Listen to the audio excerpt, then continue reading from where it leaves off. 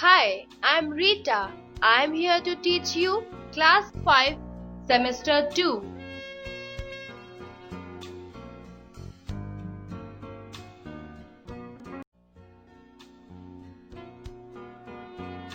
English. English. 1. Owls in the family. 1. Owls in the family. Reading. The author and his grandfather loved to keep animals as pets. In this story, the author shares his experiences about two owls. One morning, my grandfather and I found a baby spotted owlet on the veranda steps. When grandfather picked it up, it hissed and clacked its bill. But after a meal of raw meat and water, it settled down for the day under my bed. The spotted owlet is a small bird. It has none of the scary appearance of a large owl. The owlets prefer to stay at home during the day, as they are sometimes attacked by other birds. The little owlet was quite happy under my bed. The following day, a second owlet was found at the same place on the veranda, and then we realized that where the rainwater pipe emerged through the roof, there was a rough sort of nest from which the birds had fallen. He took the second young owl to join the first and fed them both. When I went to bed, they were on the ledge just inside the mosquito netting, and later in the night their mother found them there. In the morning, I found that she has left a mouse with its tail tucked through the mosquito net. It was a clear indication that she had no trust in me as a foster parent. The young birds throve. 10 days later, grandfather and I took them into the garden and released them. I placed them on the branch of the mango tree.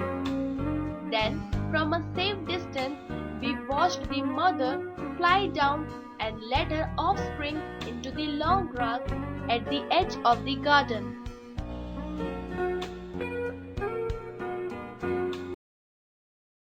We thought she would take her family away from the vicinity of her strange household. But next morning, on coming out of my room, I found the two young owls standing on the wall, just outside the door.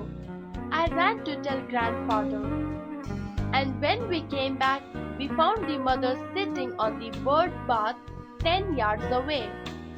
She was eminently feeling sorry for her behavior the previous day, because she greeted us with a soft woo-woo. "Now, there's an unselfish mother for you," said grandfather.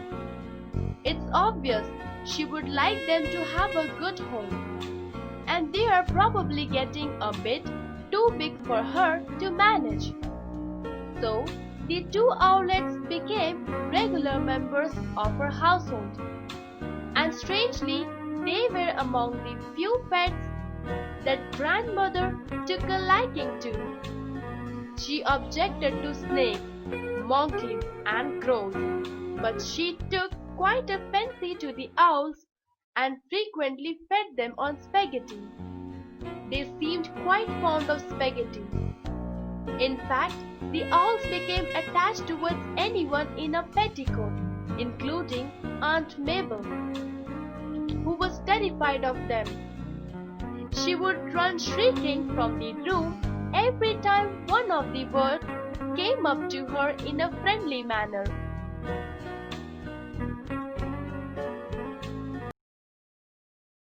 Forgetful of the fact that grandfather and I had reared them, the owls would sometimes swell their feathers and snap at anyone in trousers.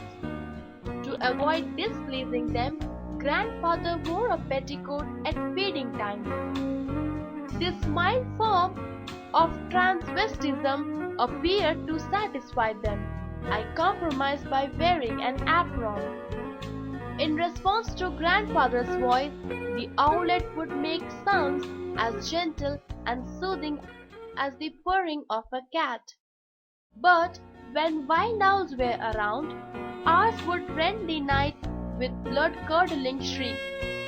Their nightly occupation was watching beetles, with which the kitchen quarters were infested at the time. With their sharp eyes and powerful beaks, they were excellent pest destroyers.